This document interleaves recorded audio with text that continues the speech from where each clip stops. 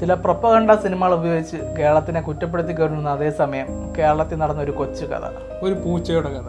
Hello നമസ്തേ, കപ്പിൾസിന്റെ പുതിയൊരു എപ്പിസോഡിലേക്ക് വീണ്ടും ഒരിക്കൽ കൂടി എല്ലാവർക്കും ഹാർദമായ സ്വാഗതം. അപ്പോൾ ഇത് നിങ്ങൾ കേൾക്കണം. കൊച്ചിയുടെ നഗരമധ്യത്തിൽ മെട്രോ തൂണിന് മുകളിൽ ഒരു കൊച്ചു പൂച്ച കുടുങ്ങിക്കിടക്കുന്നത് ഇന്ന് സോഷ്യൽ മീഡിയയിൽ തരംഗമായിക്കൊണ്ടിരിക്കുകയാണ്. കനത്ത വെയിലുള്ള ഒരു ഉച്ച സമയത്ത് എറണാകുളത്തിലെ കുറച്ച് ഓട്ടോ ഡ്രൈവർമാർ ഒരു കാഴ്ച കണ്ടു.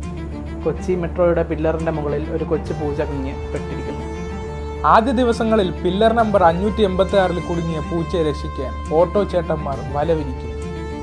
വല വിരിച്ചിട്ടും പൂച്ച രക്ഷപ്പെടുന്നില്ല എന്ന് കണ്ട ഓട്ടോ ചേട്ടന്മാർ അടുത്ത സ്റ്റെപ്പിലേക്ക് കടക്കുകയാണ്. അതായത് ഫയർഫോഴ്സിനെ വിളിച്ചു.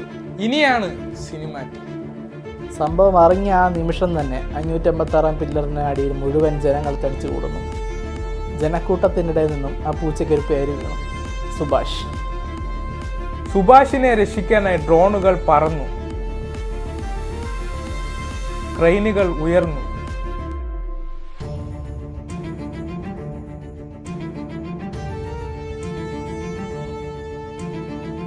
മെട്രോ പോലും നിർത്തിവെച്ചു.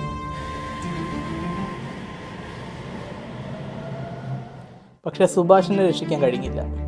ആ ദൗത്യം അല്പനേരത്തേക്ക് മാറ്റിവെച്ചു. പക്ഷേ ജനങ്ങൾ അവിടെ നിന്ന് മാറിപ്പോകാൻ തയ്യാറായിരുന്നില്ല. രാത്രി 11 മണി മെട്രോ സർവീസ് നിർത്തിയതിനു ശേഷം ഫയർഫോഴ്സും അനിമൽ റെസ്ക്യൂ ടീമും ഈ ദൗത്യം പുനരാരംഭിച്ചു.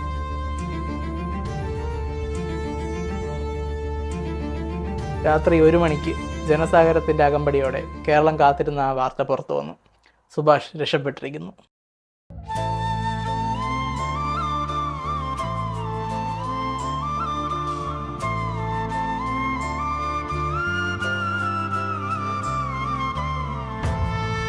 അതുവരെ ആ മിണ്ടാപ്രാണിയെ രക്ഷിക്കാൻ കാത്തിരുന്ന ജനങ്ങൾ അവന് വേണ്ടി ആർപ്പ് വിളിച്ചു.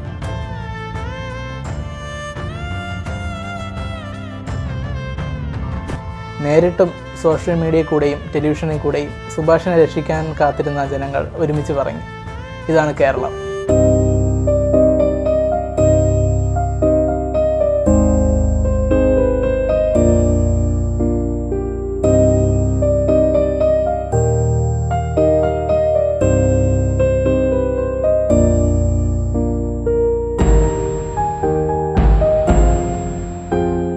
ഒരിക്കൽ കൂടി കേരളത്തിലെ ജനങ്ങൾക്കും ഫയർഫോഴ്സിനും അനിമൽ റെസ്ക്യൂ ടീമിനും മെട്രോയ്ക്കും സുഭാഷിനും നന്ദി പറഞ്ഞുകൊണ്ട് നിർത്തുന്നു. ഇത് കപ്ലിക്സ് ആൻഡ് ലൈൻ കട്ട്.